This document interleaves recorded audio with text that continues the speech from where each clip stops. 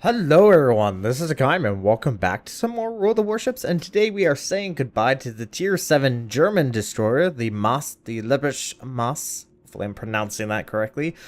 We are playing on neighbors. We have two Colorados, a Bayern at Fuso, Texas, Shores, a Leander, Omaha, Konigsberg, Moss, Nicholas, and a Minakaze. On the enemy team, there's a Colorado, Gneisenau, New Mexico, Fuso, New York, Fiji, Cleveland, Furutaka, Akatsuki, Nicholas, Kamikaze, and a Hotnik. Which actually I haven't touched my hot tank in a while. Should probably go player. Anyways, I spawned on the far west hand side and I'm actually going to try to push towards A. Our friendly team is going to try to push towards B and C. The enemy team, yeah, I don't exactly know why. I think they will be going, well, spoiler alert, A and B. Because we are going to get C with no problem. Yeah. So anyways, let's talk about the ship herself. She is definitely an improvement over the Gade. Once she's fully upgraded, she's fairly decent. Her armor piercing shells are pretty good, especially against broadside targets. Her torpedoes are pretty good, 8.5 kilometer with a 65 knot speed. Probably main issue is her turret rotation speed is quite lousy. It's very, very slow. To get it turned around 17 seconds, as well as she's kind of big. She has a nice big health pool. Look at that, 17,500. Nice big health pool. Definitely allows you to take quite a beating before you can or will go down. Looks like the friendly Minakaze is pushing into B, but it does look like he does have a friend over there that is trying to cap as well. But we finally pushed into A, and at the moment there's no resistance. As far as we can tell, there are no destroyers. Now there is a lot of destroyers on this map. The enemy team has 4. I've noticed, yeah, a lot. Destroyers are played quite heavily, and we are detected, and there is the enemy Akatsuki. AP is loaded, and a broadside target like the Akatsuki can really rack up the damage with the armor piercing. The only downside, obviously, is the lack of damage with HE as far as actually knocking out engines, but you can have that occur with armor piercing. It looks like the Akatsuki does lay down a spread of torpedoes. The Akatsuki does have the potential of dropping multiple spreads with the additional torpedo upgrade. Now, my hydroacoustics does go out to 4.2 kilometers. So that's why he does disappear right here and right now. So instead, I'm actually going to turn back in and try to take him out because his friendly team's still quite a ways away. And if I can catch him in the smoke, this will prove beneficial because there's no way the Akatsuki will be able to detect me unless he leaves the smoke or he has a friend that does show up. And there he is, still sitting in smoke. This is one thing you definitely don't want to do. If there is a German destroyer around, you need to maneuver away. Forget about the cap. The cap's irrelevant. And I do go ahead and lay down my own smoke screen because it looks like he is starting to charge out. And here comes the additional torpedoes that he is laying forth. But there we go. Got earned first blood. And now I'm just going to back my way out of the path of these torpedoes. Let's see. Can we get turned? Yes, we can. There we go. And we should be able to take control of the cap fairly easy. And there is the enemy Nicholas. Now, the unfortunate thing, this Nicholas would have been easy picking, but the unfortunate thing is the hydroacoustics is starting to dissipate, and he is actually pushing around towards that edge of the island. Now, I do drop my own torps, hoping to maybe catch him, but it does look like he is gonna be able to get out of the way. But it looks like there is a enemy Cleveland, Furutaka, New Mexico, Fuso. I believe there's also New York down there as well. Keep an eye on this New Mexico. He's gonna be he's probably gonna hate us. I will have to say, I like his name, Tars Tarkas. I really wonder if that's a reference to another game. So, trying to be careful. I could try to push around this island, but at the moment, hydroacoustics is down on cooldown. So I don't want to really take the chance of getting around that corner and then just getting lit up by that Cleveland that's over there. And it looks like he's actually pushed further west than originally. And yes, it is probably a good idea to actually maneuver away. Now, it looks like the enemy Nicholas has backed his way into the A cap and is currently starting to cap, but it looks like he pulled away. I actually don't know why he did that. Because it would have been some time before I would have been able to get around, but it's currently mind games. Now it's currently mind games on where positioning is and whatnot. Now I've noticed also there's a lot of players with a whole bunch of numbers, and I'm wondering if those are like sold accounts or something. I don't know, something like that.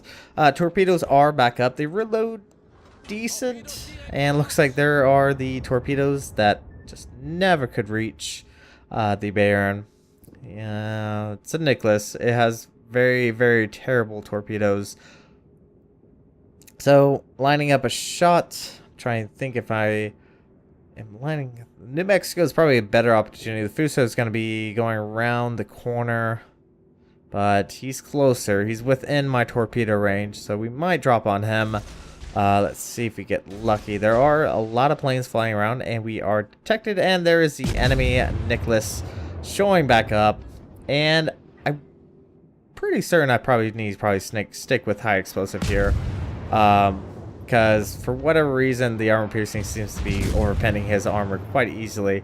So do switch over to high explosive. I'm just going to try to focus him down. Now we are being focused on by the enemy team. And I'm going to go ahead and slow up and drop smoke. Looks like those torpedoes are looking pretty darn good against that Fuso. Even though the Fuso is extremely low in health, we do land one torpedo and earned our second kill of the game. Actually, this is technically second. I completely forgot about the Akatsuki. Now, the high explosive, I kind of have issues with. It just doesn't feel like... Maybe it's just me. Maybe I'm just overthinking it. Maybe it occurs the same amount of times as it does with the USN. Do have to be a little bit careful. Obviously, the Nicholas still might be around, but he obviously is not in cap. But going back to the high explosive, it feels really weak. It doesn't feel like it really has that potential of doing damage, but I'm pretty certain USN high explosive probably does about the same. The high explosive damage only does around 1500. The armor piercing is really where it's at, around 3000 points of damage per hit, max AP damage obviously. So it really comes down to getting that nice broadside, because it doesn't have that penetration value that American cruisers and maybe even destroyers, I don't know about that, but it doesn't have that penetration value, so it has to be a flat broadside, very similar to how German AP works.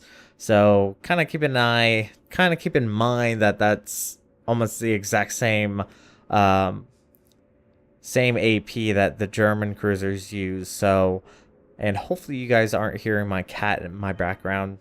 Hopefully not. She's currently meowing, probably wants some attention. So we have at least lost 2 of our ships, and let's see, the enemy team does not have any caps. Now there is the smoke screen right there, and it's probably the Nicholas. Oh, hello, Nicholas. So glad you could join me.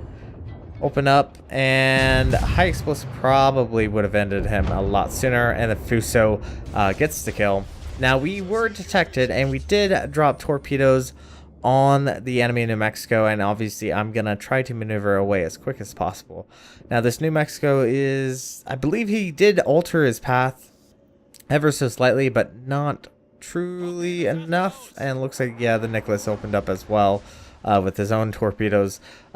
He did alter his path. That is something in mind. Keep in mind, he did alter his path. But he's still going to eat at least one, cause of flooding, there we go.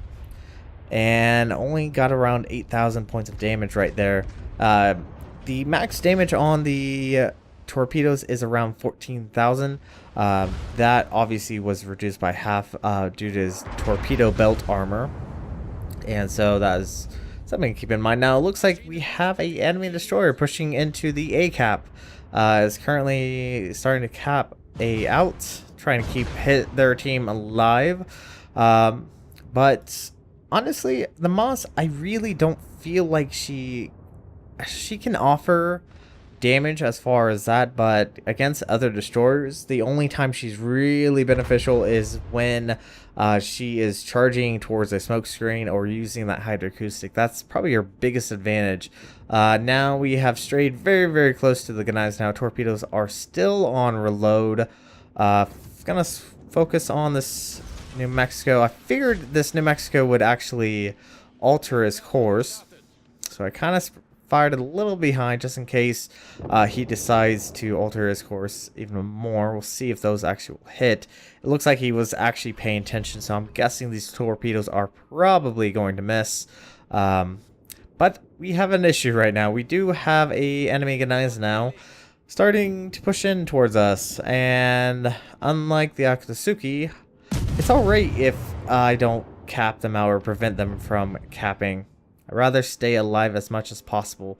Yep, the New Mexico did alter his course just enough to actually dodge those torpedoes. But now we have bigger issues right now. We have the Gneiss now just kind of charging us. And if this was a Bismarck, I'd be dead by now. But fortunately, it is a Gneiss now. And the Gneiss now just does not have the hydroacoustics available to it. So I should be fine. I'm going to have to try to slip away as best as possible.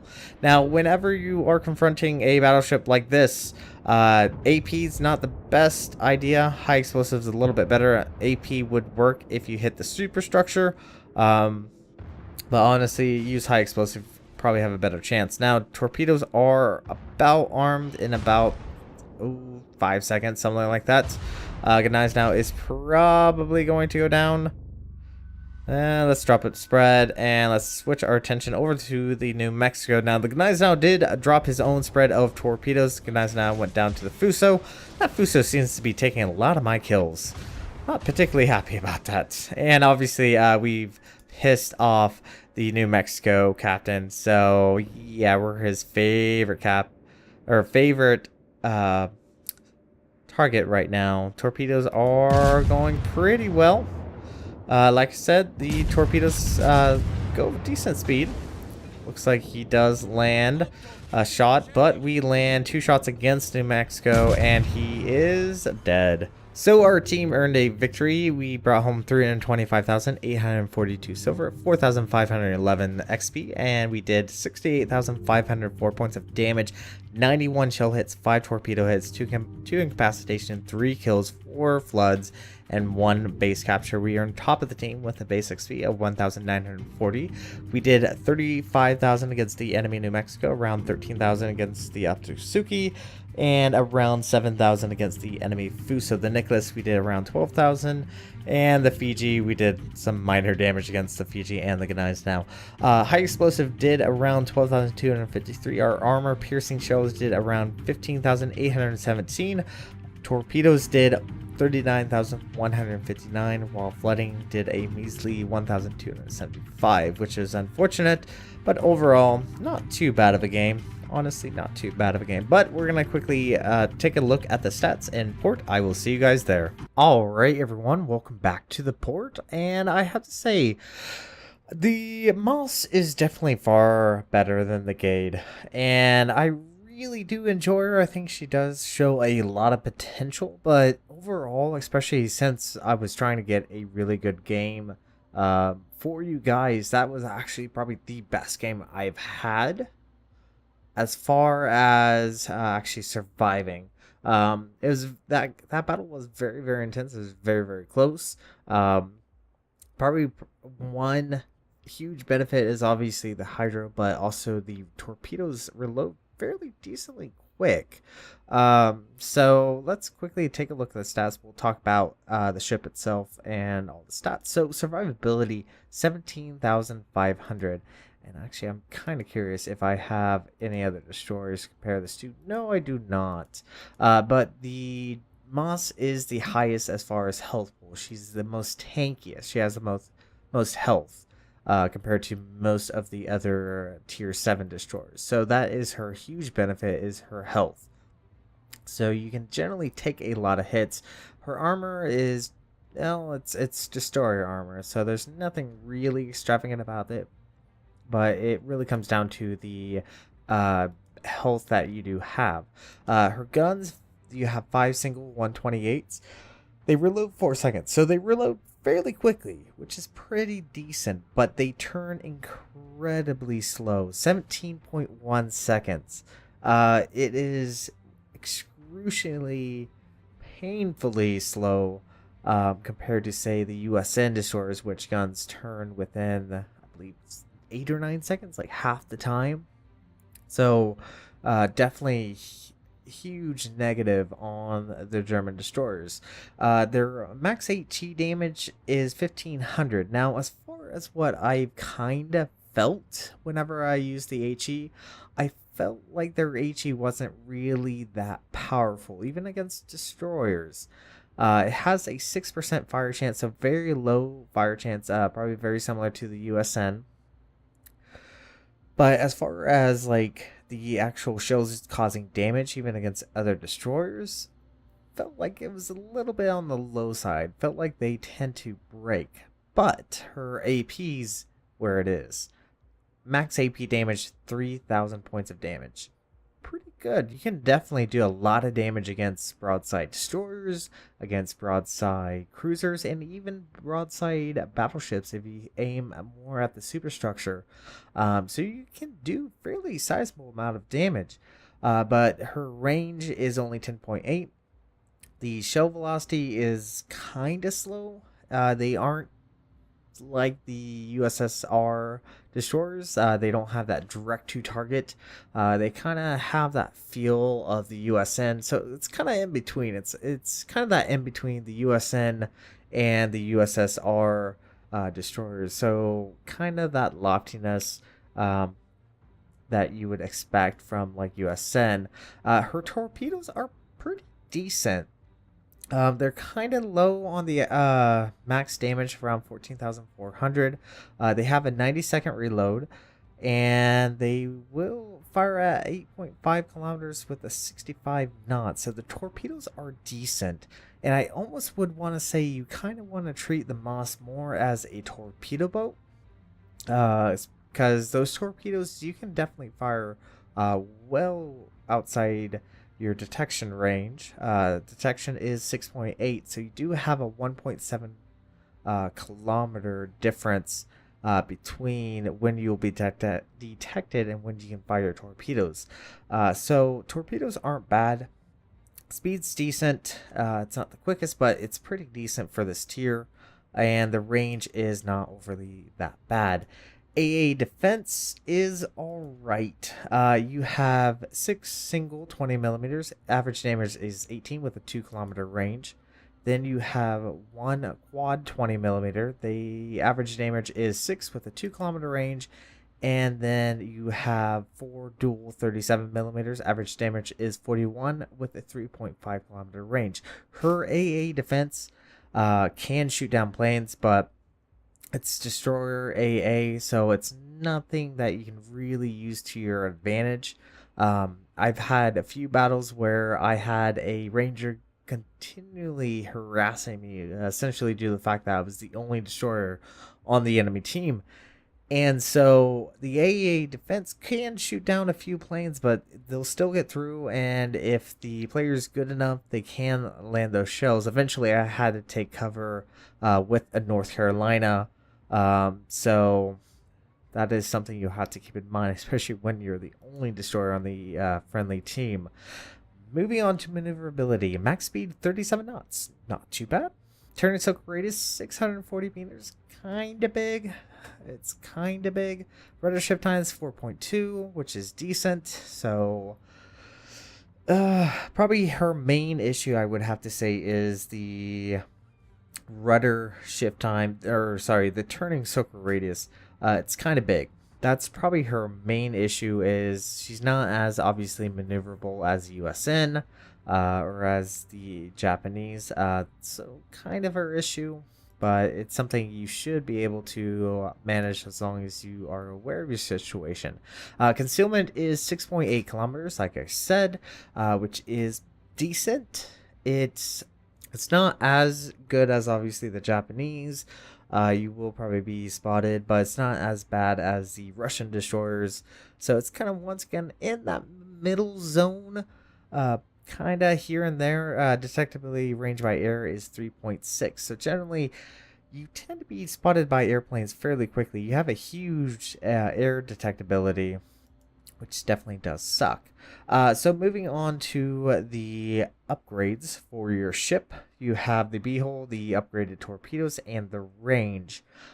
I would have to say it's a toss-up between the torpedoes. I would definitely recommend the torpedoes. Those are probably going to be your best bet. They do additional damage, as well as go a half a kilometer more than previously.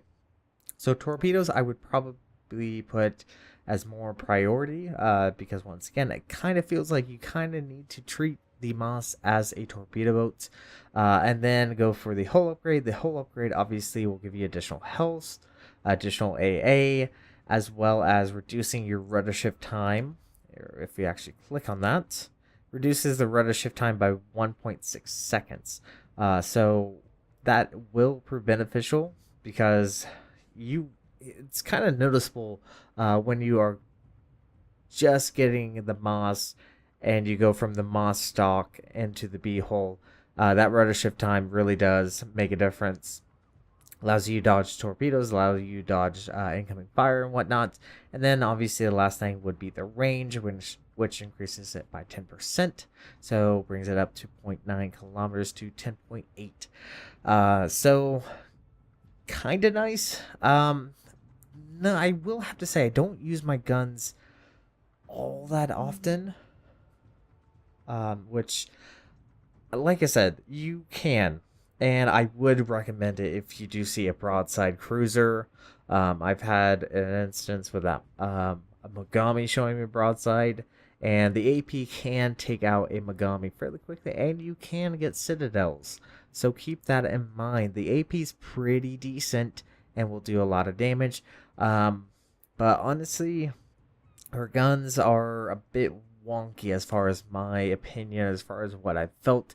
They tend to have a very kind of odd dispersion.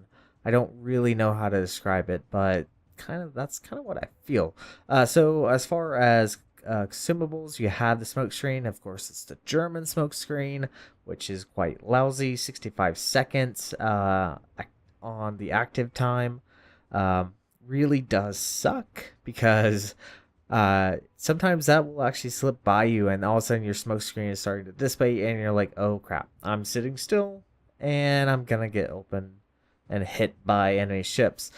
So smoke screen is kind of lousy, but it is useful if you need to slip away or you want to drop a smoke screen as a defensive smoke screen, because you can do this with the hydroacoustics. Obviously you have the engine boost, but that's normal. But the hydroacoustics, if you went back and saw my very first impression on the Maas, using a smoke screen and then your hydroacoustics against another destroyer is very, very powerful.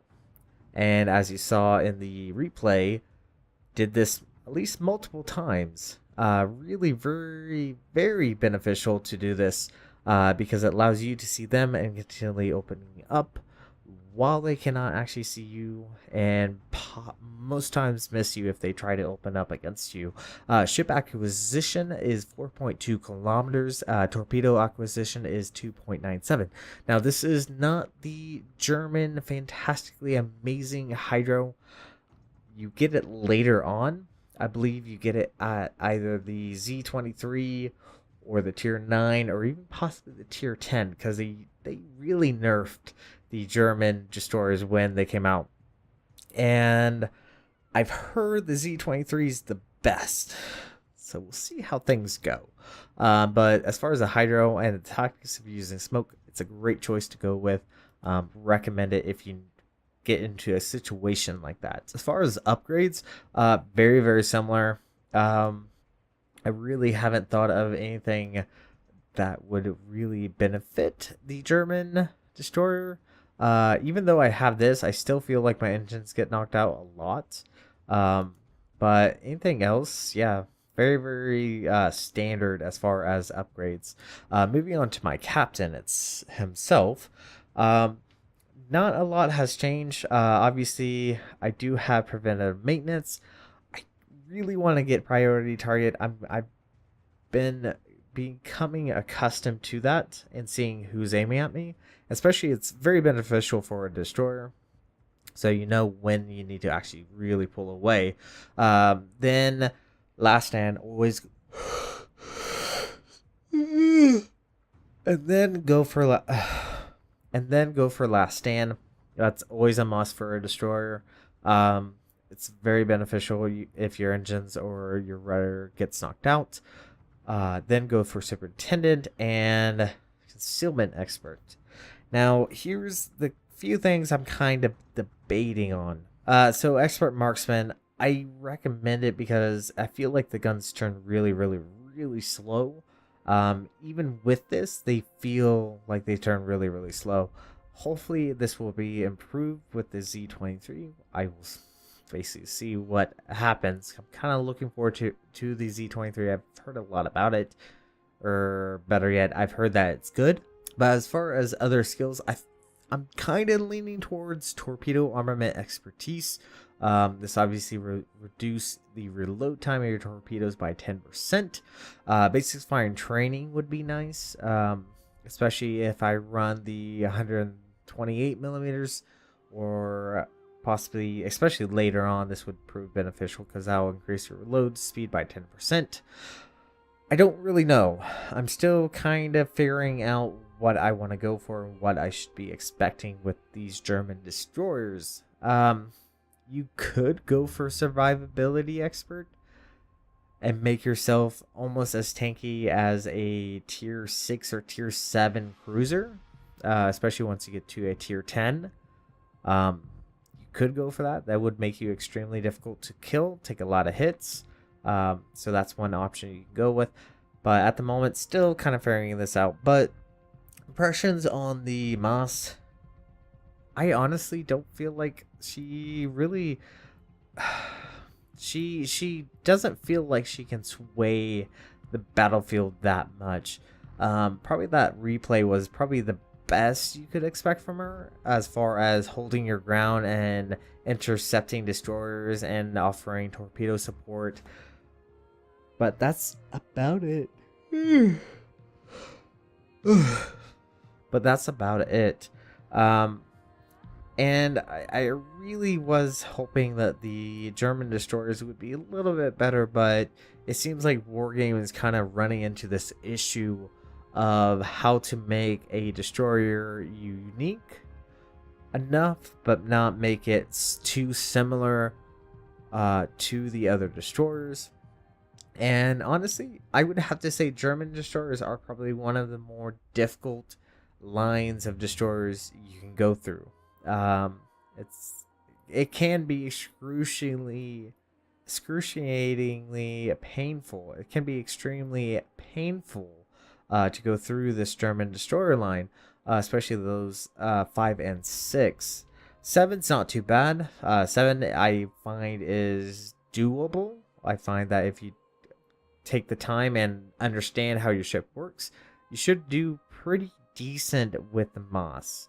So anyways, we're going to go ahead and say goodbye to the Maas. We're going to go see what the Z23 offers us. But that's going to be for the next video. Thank you guys so much for watching. And if you like what you saw, hit the like and subscribe button. You guys have a great and fantastic day. Zaijian.